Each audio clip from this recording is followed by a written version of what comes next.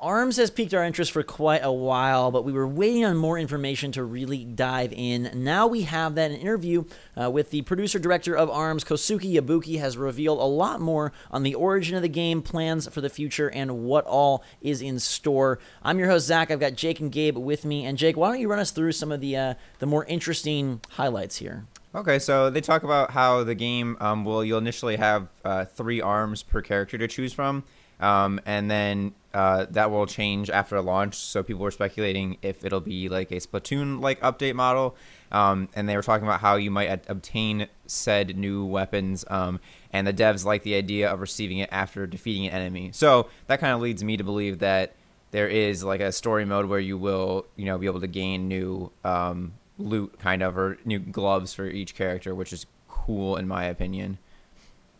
I wonder how many they're going to go with total, because, you start off with 3, but eventually, like, what's the max number that each character can have? I can't. To me, I'd rather see more characters, and that's definitely coming as well. But I would rather have more characters with less arm variety. I mean, the arms are characters. 5 or 6, like, different gloves per character. Yeah. Eventually. So yeah, and they still have to polish it up, which I hope they polish up the motion control a little bit, because it was very weird for me, but it could have just been because I was playing in the convention center with like 50 switches within a very small proximity. And the thing that is possibly the most interesting to me is that they said that there will be various modes with different types of gameplay aside from 1v1 matches. So I'm just picturing like almost like For Honor Brawl style 2v2 boxing matches, which would be incredibly interesting with all the different like directions, and like weird gloves get like tangled if you throw them across, like a cross punch across the map, or like how does that all work? What do you guys think of that? I kind of hope that they have like a Power Stone like type mode where like if you guys remember that, you go around and you collect like little Power Stones technically, and you get to do this like super cool move. It's like very, very flashy. But it was all in like one arena, like very similar to what ARMS is. So I think something like that could be fun. But yeah, it was like 4 players. I don't know if this necessarily implies more players. I mean, if you look at the quotes here, he said that having only one-on-one matches would be too exhausting, so there's other modes being prepared. However, the game boils down to one-on-one in the end, with them as the main focus and the other modes being on the side. So maybe it's more challenge modes or activity type stuff. I don't know that we're going to necessarily see like 2-on-2s or 3-on-3s. Or could it be free for alls? Could they have just a 4-person 1v1v1v1? Yeah, that's what I was thinking about. Yeah, instead of teams, just have it be like almost like a weird Smash version of ARMS.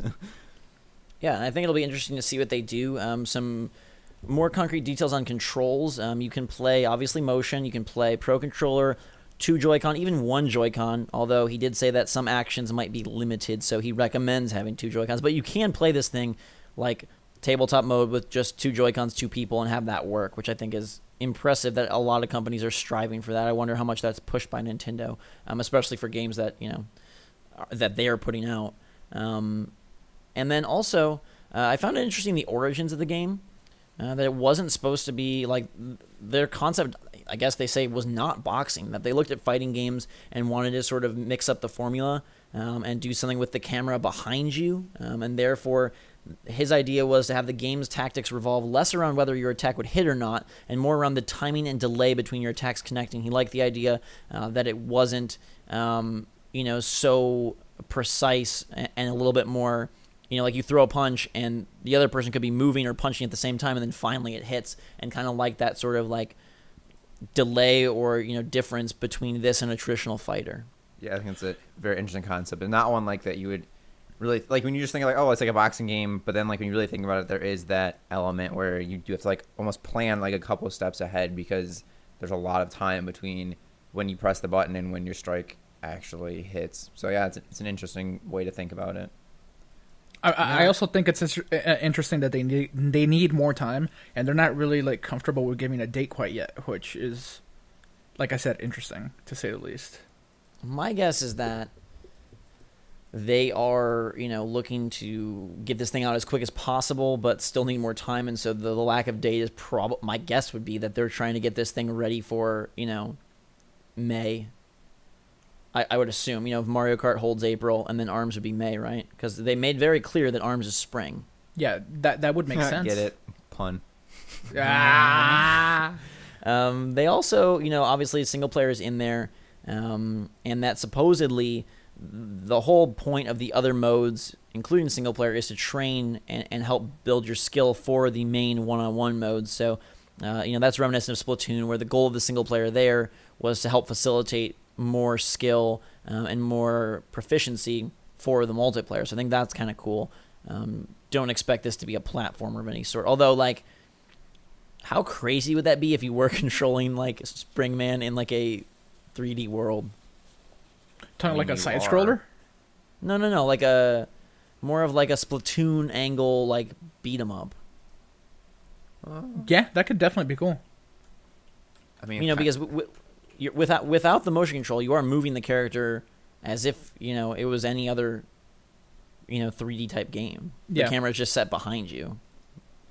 Yeah, I find it interesting that the camera, like, played a big part into the inception of the game period. Like they wanted to do something, like, different as far as fighting games go, and the camera being behind you was what they went with.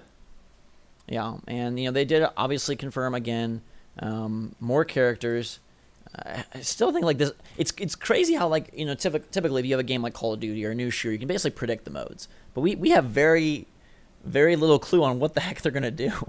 Yeah, which I think is exciting. I mean, because they specifically asked them, like, there's like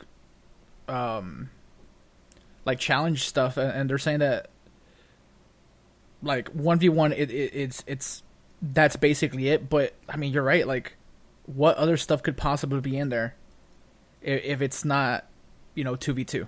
Like, how do you make other modes out of 1v1? Like target practice or whatever? Yeah, that's what I was thinking, more stuff like that. But they do say that all modes can be played online, so that tells me that most of the modes at least have some sort of multiplayer component. But I guess you could do, like, versus challenges, like who can punch the most, targets in this amount of time or something like that. So they're going to revert to, like, Smash Bros. Melee minigames? I don't know. Break the target!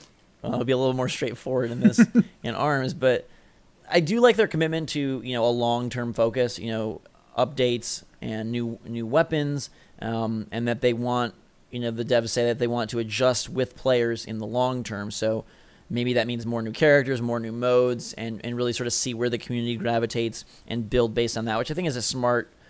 That's just really like the 2017 model. All the games, that have a desire to be relevant online seem to have that sort of as their focus. And I like that Nintendo is now incorporating that with Splatoon. And with ARMS. And I feel like Nintendo did such a good job with Splatoon, and I hope they are able to do the same with ARMS. But to me, it's really cool that we don't know. It's interesting, for sure. I mean, that's kind of how a lot of the Switch stuff is, that we don't really know what's happening until it hits us in the face on the launch of the system or the game. Until it punches you in the face, Jake? Yeah, Gabe. Thanks, Gabe. All right, okay. Also, Yabuki made a note that he sees people playing and swinging their arms way more than necessary, and wants people to know that the gyro control is very sensitive and you don't have to wave it like a Wiimote. So he wants to try and explain better that you don't have to exaggerate your movements. Yeah, just need a little flick of the wrist. Look at that flick of the wrist.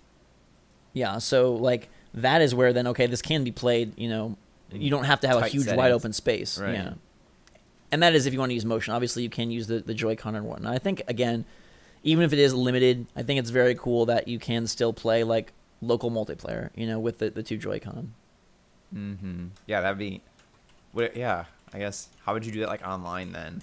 Like, if somebody's playing, like, a half Joy-Con, or one Joy-Con, and then somebody's playing with full controls, like, would they have, like, you just get swamped, or what? I don't know.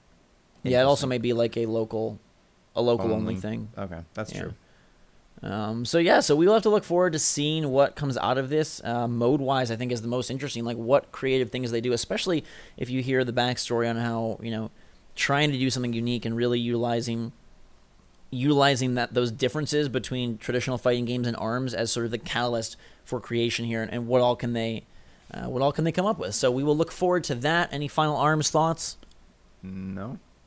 No, I think we covered it, and it's exciting that we have more news and that it seems like it's going to get a big push. It has single player, it has more modes, so it's not maybe as limited as like we originally like thought it would be. So all cool.